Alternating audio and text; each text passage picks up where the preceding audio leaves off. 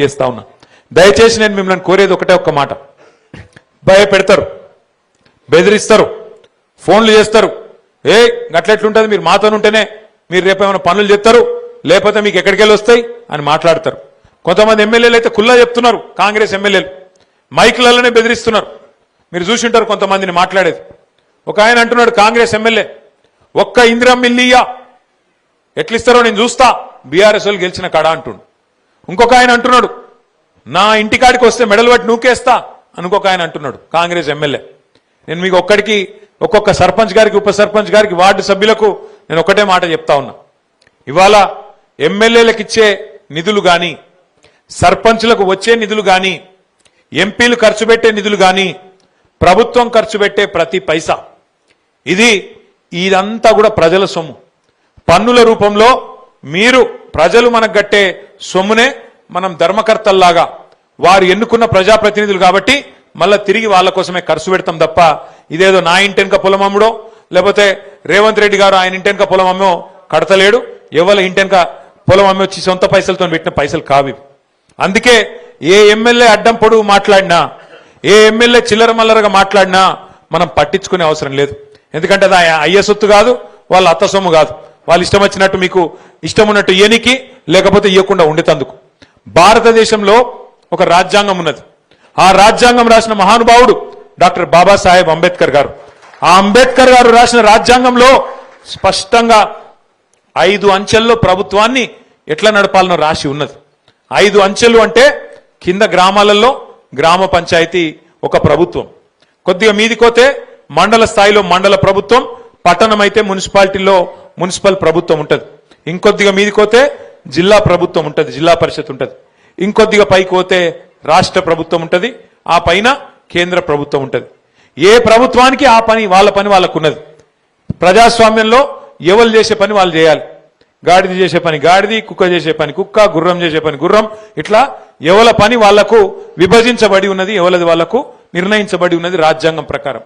ఇందులో ఒకరికొకలకు ఎవరికేమి ఒకరి మీద ఒకరు డిపెండెంట్ కాదు, ఒకరి మీద ఒకరు ఆధారపడి లేరు. కలిసి పనిచేయాలి, సమన్వయంతో పనిచేయాలి. కానీ ఇప్పుడు మోడీ గారు నేను పైసలు ఇయ్యా అంటే రేవంత్ రెడ్డి దుకాణం బంద్ అవుతుందా? కాదు. ఇక్కడ రాష్ట్రానికి ఉండే ఆదాయాలు, రాష్ట్రానికి ఉండే వనరులు ఇక్కడ ఉంటాయి. 10 ఏళ్లు కేసీఆర్ గారు ఉన్నప్పుడు మోడీ గారు సహకరించలే, అట్లని చెప్పేసి మనం ఊకున్నామా? పని చేయలేదా? బ్రహ్మాండంగా పెన్షన్లు పెంచుకోలేదా? 200 పెన్షన్ 2000 చేసుకోలేదా? రైతు బంధు ఇచ్చుకోలేదా? కళ్యాణ లక్ష్మి ఇచ్చుకోలేదా? షాదీ ముబారక్ ఇచ్చుకోలేదా? రైతు బీమా ఇచ్చుకోలేదా? భారతదేశంలో ఎక్కడలేని పనులు చేసుకోలేదా? చేసుకున్నాం. కేంద్ర ప్రభుత్వం సహకారం చేయకపోయినా, రూపాయి ఇయ్యకపోయినా రాష్ట్రంలో మాత్రం కేసీఆర్ గారి నాయకత్వంలో అభివృద్ధి చేసుకున్నాం. అట్లాగే గ్రామ పంచాయతీల విషయంలో కూడా మీకు హక్కుగా, మీకు రాజ్యాంగబద్ధంగా, మీకు కానూన్ ప్రకారం, మీకు కాయిదా ప్రకారం రావాల్సిన పైసలు ఫైనాన్స్ కమిషన్ ద్వారా మీకే వస్తాయి. అందులో ఏలు పెట్టే అధికారం ఎమ్మెల్యేగా నాకు లేదు, ఎంపీగా బండి సంజయ్కి లేదు, రాష్ట్ర ముఖ్యమంత్రిగా రేవంత్ రెడ్డికి కూడా లేదు, ఎవ్వరకు లేదు. ఎందుకంటే ఫైనాన్స్ కమిషన్కి వెళ్ళి వచ్చే పైసలు సీదా వచ్చేది 70 పైసలు. రూపాయి వస్తే 70 పైసలు సీదా గ్రామ పంచాయతీ అకౌంట్లకే వస్తాయి. ఆ రూపాయిల 20 పైసలు మండల పరిషత్ అకౌంట్లకు పోతాయి, ఒక 10 పైసలు జిల్లా పరిషత్ అకౌంట్లకు పోతాయి. అంటే 70, 20, 10 ఈ రేషియోలో మరి ఫైనాన్స్ కమిషన్కి వెళ్ళి వచ్చే పైసలు, అది కేంద్ర ప్రభుత్వం ద్వారా వచ్చే పైసలు కానీ, రాష్ట్ర ప్రభుత్వం నుంచి విడుదలయ్యే పైసలు కానీ కానూన్ ప్రకారం, రాజ్యాంగం ప్రకారం మీ అకౌంట్లకే రావాలి. అందులో ఎవ్వలకు కూడా ఆపే అధికారం కానీ, ఎవ్వలకు కూడా ఏలు పెట్టే అధికారం కానీ పొరపాటున కూడా లేదు. ఈ విషయం ముందు మీరు తెలుసుకోవాలి గౌరవ సర్పంచులు. అట్లాగే రెండో మాట కూడా నేను మీకు విజ్ఞప్తి చేస్తా ఉన్నా. మీరు అనుకోవచ్చు, అన్నా మరి కరెక్టే, మా హక్కులేంది, మాకుండే బాధ్యత లేంది, మరి ఎట్లా ఎవరు చెప్పాలి అనేది కూడా మీరు అనుకోవచ్చు. ఏం చేద్దామంటే, జిల్లా పరిషత్ ఎలక్షన్లు, మండల పరిషత్ ఎలక్షన్లు అయిపోయినాక మొత్తం గెలిచిన ఎంపీటీసీలు, గెలిచిన సర్పంచులు, అట్లాగే జెడ్పీటీసీలు అందరం కూడా కూర్చొని పంచాయతీరాజ్ చట్టానికి సంబంధించిన నిపుణులు, నిష్ణాతులు, మన పార్టీ నాయకులే కాదు చాలా మంది పెద్దలు కూడా ఉన్నారు, వాళ్ళని కూడా పిలుచుకొని మీకు ప్రత్యేకంగా వర్క్ షాప్ ట్రైనింగ్ కూడా నిర్వహించి శిక్షణ కార్యక్రమాలు కూడా పెడతాం. దానివల్ల ఏమవుతుందంటే మీకు మీ బాధ్యత తెలుస్తుంది, మీ హక్కుల గురించి తెలుస్తుంది. మిమ్మల్ని ఎవడు బెదిరించినా బెదరాల్సిన అవసరం లేదు. వార్డు సభ్యులు కానీ, ఉప సర్పంచ్ కానీ, సర్పంచ్ గారు కానీ ఎట్లా పనిచేయాలో కూడా తెలుసుకునే అవకాశం ఉంటుంది. ఆ కార్యక్రమం కూడా తొందరలోనే ఏర్పాటు చేసుకుందాం, సంక్రాంతి తర్వాతనో ఆ తర్వాతనో ఏర్పాటు చేసుకుందామని చెప్పి కూడా నేను మీకు తెలియజేస్తా ఉన్నా.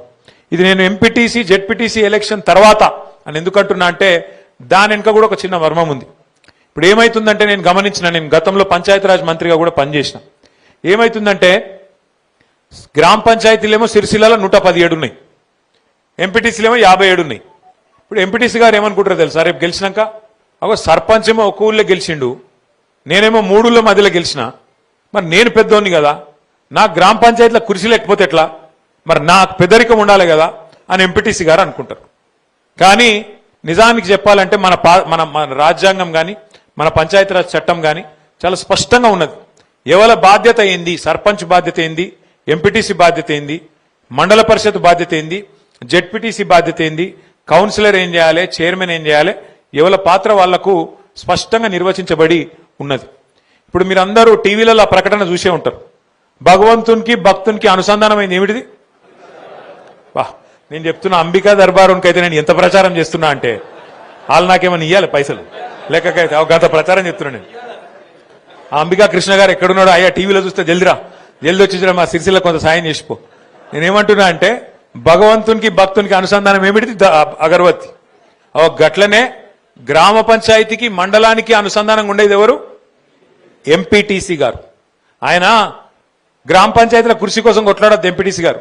ఆయన ఏం చేయాలంటే 70-20-10 పైకెళ్ళి రూపాయి వస్తే కేంద్ర ప్రభుత్వంకి వెళ్ళి కానీ రాష్ట్ర ప్రభుత్వంకి వెళ్ళి కానీ వచ్చే రూపాయల 10 పైసలు జిల్లా పరిషత్కి పోతాయి, 20 పైసలు మండల పరిషత్కి పోతాయి, 70 పైసలు గ్రామ పంచాయతీకి వస్తాయి.